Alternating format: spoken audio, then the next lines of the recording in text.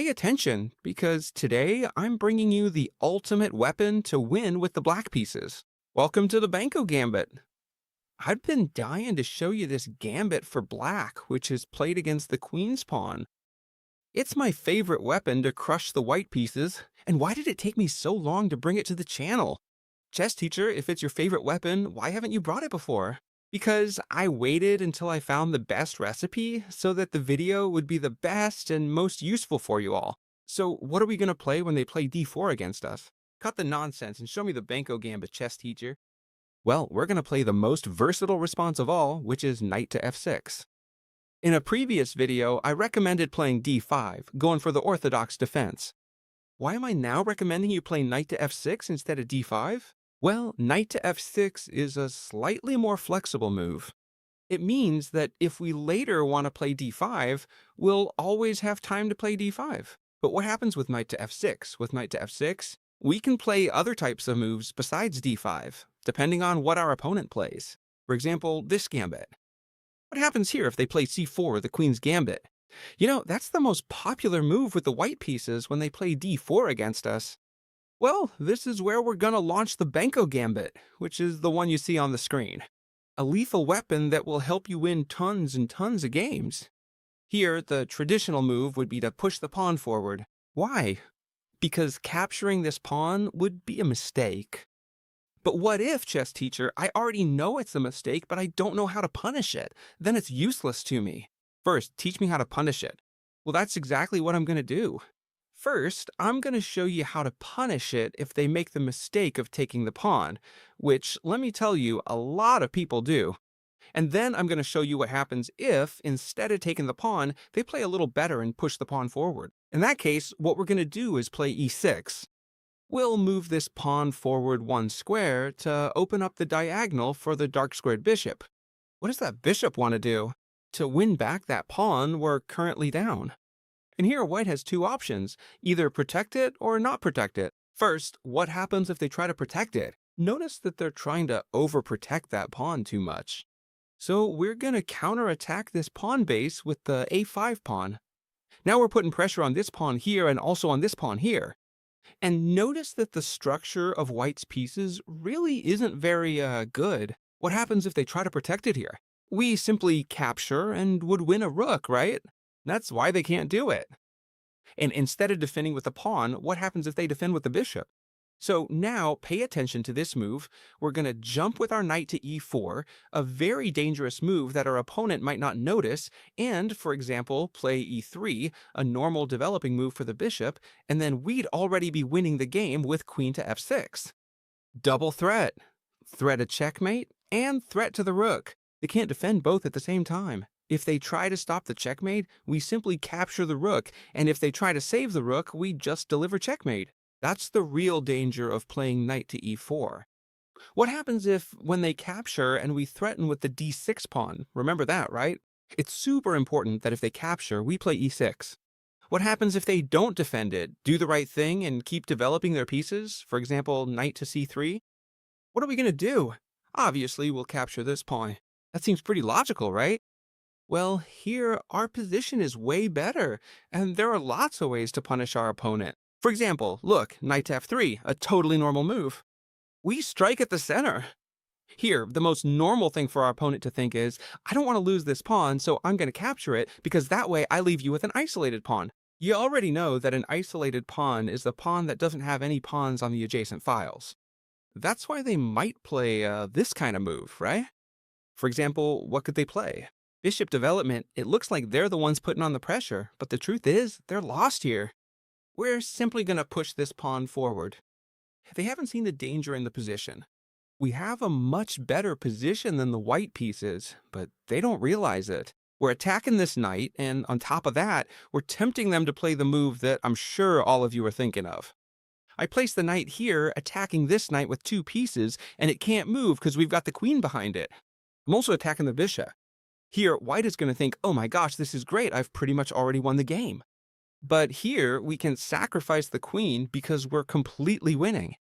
It's a little trick that 90% of people fall for. Why? Because we push the pawn forward, and the best square seems to be this one right here. Why are we giving up the queen, chess teacher? What do you have up your sleeve? If it looks like I can't do anything, we just give this check and they've lost their queen. Why? Because they'll have to block in the middle. For now, they can put the knight there, but after bishop takes knight, notice that the king can't move, they have to give up the queen. And now, after knight takes and king takes, we simply recapture this bishop, and not only do we get it back, but we end up with an extra piece. What I just showed you might seem like a fantasy, but it's actually very easy to reach this position. For example, in this classic Benko Gambit position, the most common move is knight to c3, the traditional queen's gambit move, but that's a mistake because it lets us exchange this pawn. And not only that, but when they capture with the queen, we gain a tempo by attacking the queen with the knight, forcing it to retreat. Perfect. We can continue with many other moves in this position. We can play e6, which is what we wanted to play earlier.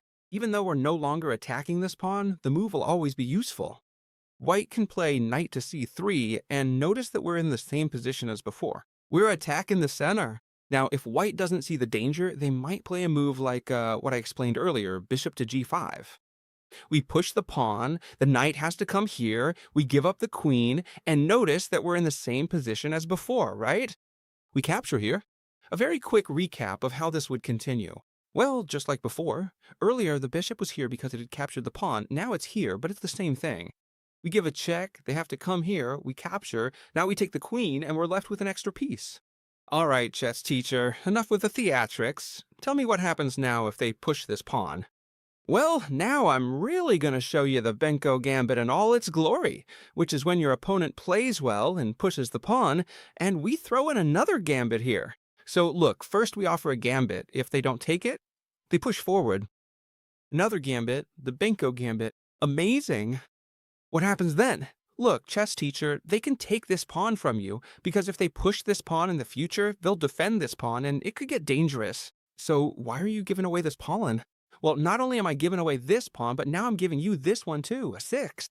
And this is the theoretical move. But be careful, sound all the alarms. Why am I raising my voice a bit more? Because here they can set a trap that lets them beat you quickly. So pay attention to this. If you know it, it's no big deal. But if you're not careful, they can pull it off and beat you fast. Here they can play knight to c3. And what's the trap, chess teacher? Knight to c3 doesn't look like a trap at all. That's right. Now watch out for this. It could be that when we recapture the pawn, they don't just take back this pawn, but instead set a trap for us. If they just take back the pawn, that's easy. We can simply continue, for example, with this bishop, putting pressure here, they'll have to retreat, and we have better initiative. All right?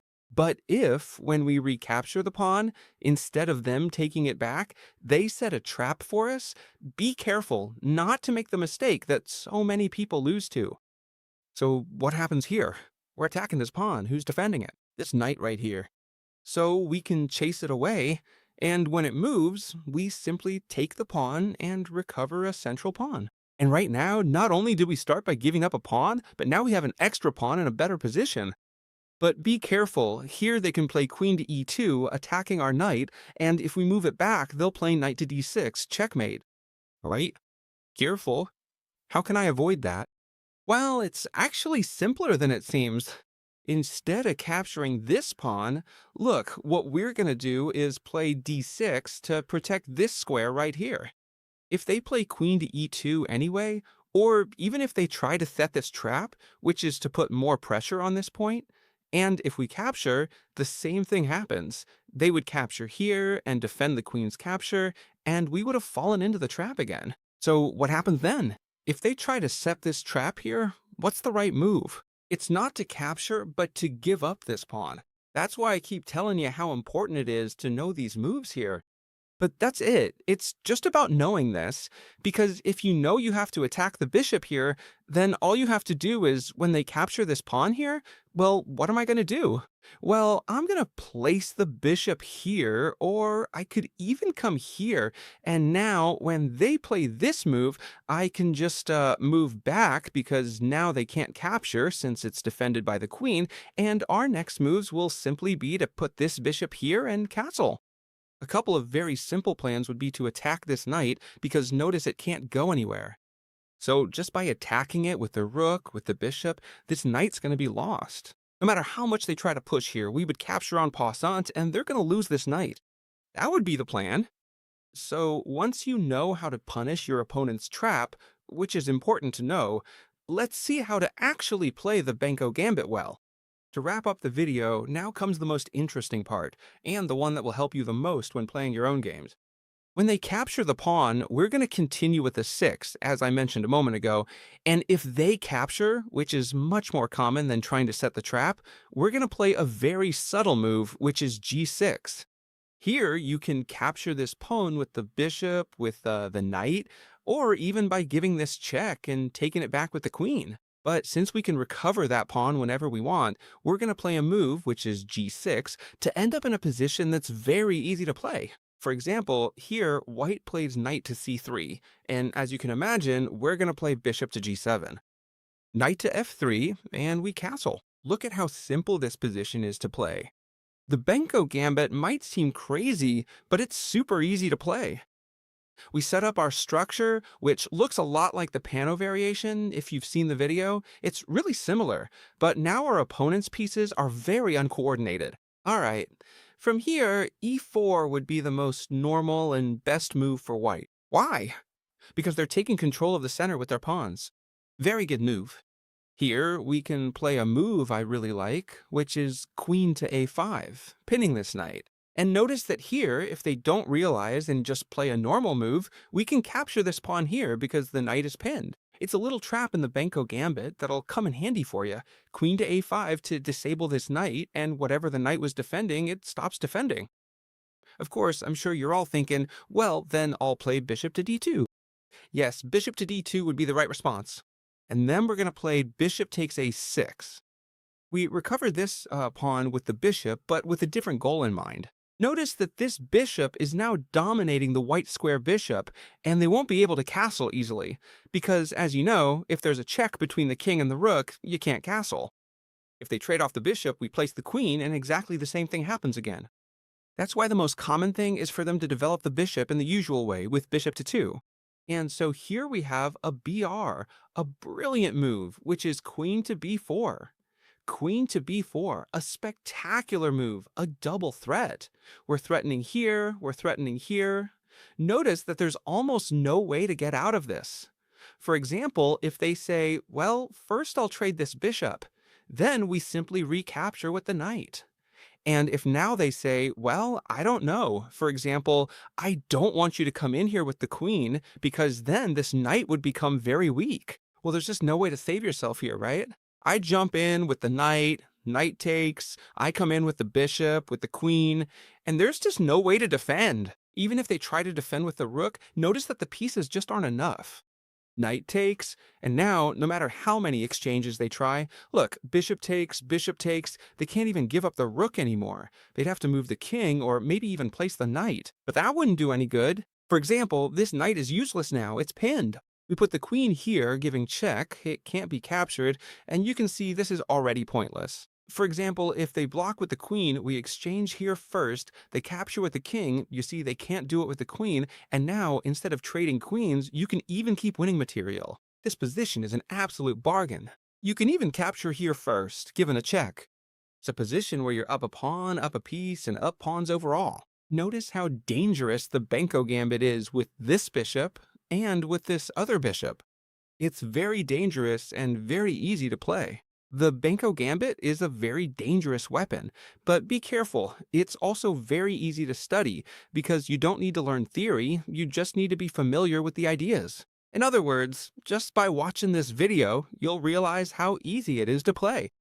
There's no need, like I always tell you, to memorize moves and all that. There's no need because then you won't know how to actually play it. Your opponent will do something different and you won't know how to play it. For example, let's look at an example that will really help you. They try to defend the pawn with b3.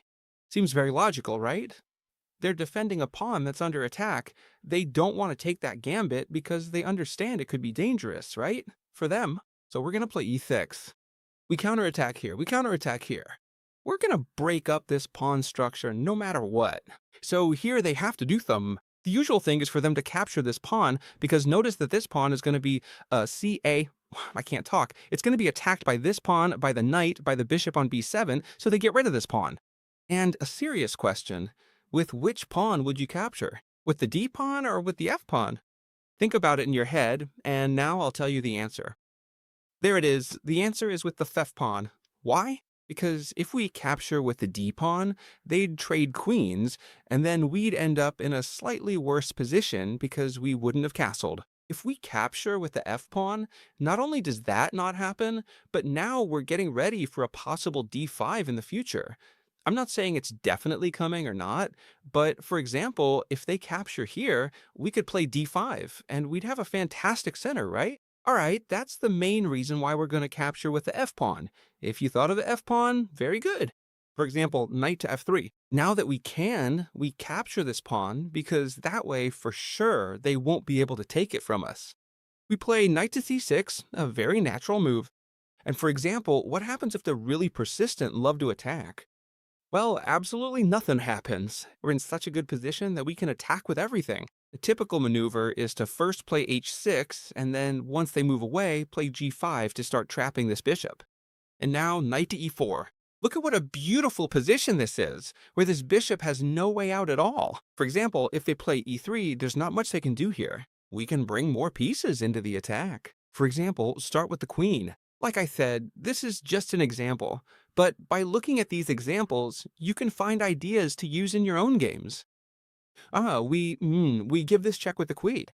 Now the opponent has very few options, if not just one, which would be to block with the knight. If they block with the queen, well, we would just capture it, right? And now we attack the other knight. Notice that they're running out of options. They have to move over here. And now my recommendation is to trade everything off first with the queen, that way I force my opponent to capture. And after the trades, knight takes and king takes, what piece are we missing in the attack? Exactly. This bishop here, which controls this diagonal, attacks both the knight and the rook. Notice that this knight can't be defended by anything, nor can it move away because then they'd lose the rook. So one defending piece, two attacking pieces. The only thing they can try is to defend with this pawn, but as you know, we can capture en passant. And now, simply, if they capture with the pawn, we'll take the knight, and if they capture with the knight, we'll take the rook.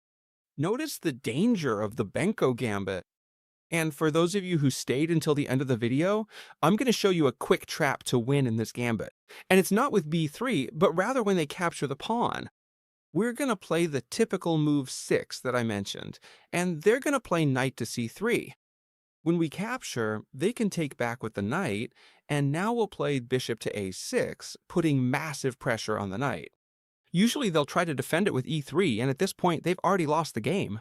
Why? Because the move is bishop takes knight, and when they recapture, we have this awesome trap here.